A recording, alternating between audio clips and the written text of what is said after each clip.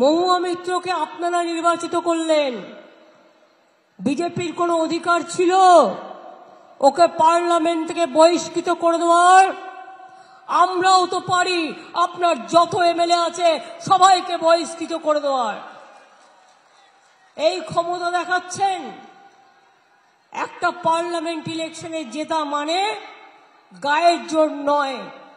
একটা সরকার মেজরিটি পেতে পারে, মাইনরিটি পেতে পারে, তাই বলে একদিনে 147 জন এমপিকে আপনারা ঘাড় ধাক্কা দিয়ে বের করে আইপিসি কোডও চেঞ্জ করে দিয়েছিলেন। কি যে করেননি তার কোনো ঠিক নেই। মতুয়া মা বোনেরা জেনে রাখুন, ইউনিফর্ম সিভিল কোড করছে, কাল আবার মিথ্যে কথা বলতে আসছে। আবার বিজেপি নেতারা কালকে মিথ্যে কথা বলতে আসছে মহুয়ার এখানে। তার কারণ মহুয়াকে নিয়ে ওদের খুব জ্বালা। মহুয়া যে মুখের উপর কথা বলে দেয়, আর মহুয়া যে ওদের চমকায় না, আর মহুয়া যে ওদের ভয় পায় না।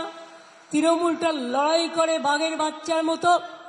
তাই ও বলে দিয়েছিল দেশে কি চলছে, কি রাগ।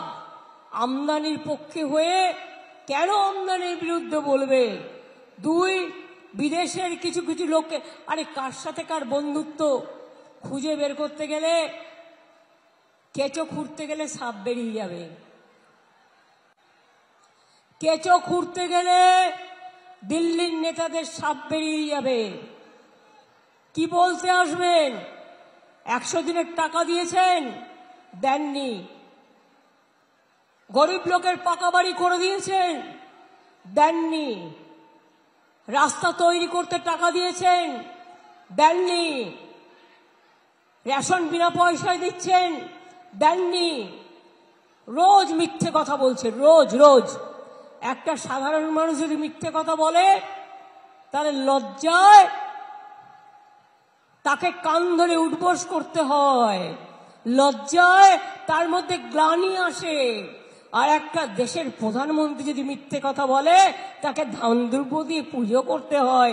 এই হয়ে গেছে আজকে দেশের অবস্থা। আমি 1 মাস ধরে প্রোগ্রাম করছি, আর আমার খুব লু লেগে গেছে, ফলে গলাটাও ভেঙে গেছে। হয়তো বেশি বলার থাকলেও বলতে পারছি না বলে আমি ক্ষমা চেয়ে নিচ্ছি। কিন্তু এখনো আমাকে 1 মাস টানতে হবে। কিন্তু আপনারা আমায় বলুন, যে লোকটা রোজ বিজ্ঞাপন দিচ্ছে টিভিতে, কাগজে, রেডিওতে, সকালবেলায় ঘুম থেকে উঠলেই প্রচার, দুপুরবেলায় প্রচার, বিকেল বেলায় প্রচার, সন্ধ্যেবেলায় প্রচার, রাতের বেলাও ঘুমের মধ্যে প্রচারের আচার, সারাক্ষণ প্রচার করে যাচ্ছে।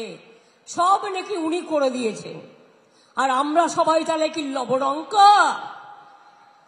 গরিবের ঘরে রেশন চালটা আমরা পৌঁছাই, আপনি নন। কারণ মোট চাল কত লাগে কিনতে?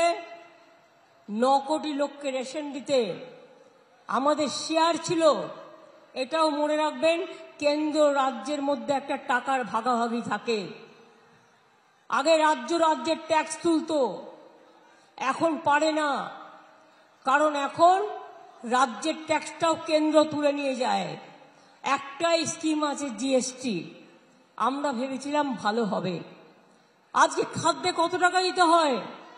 9,000 টাকা দেয় রাজ্য, আর 7,000 টাকা দেওয়ার কথা ছিল কেন্দ্রের। তাহলে 9 আর 7 কত হলো?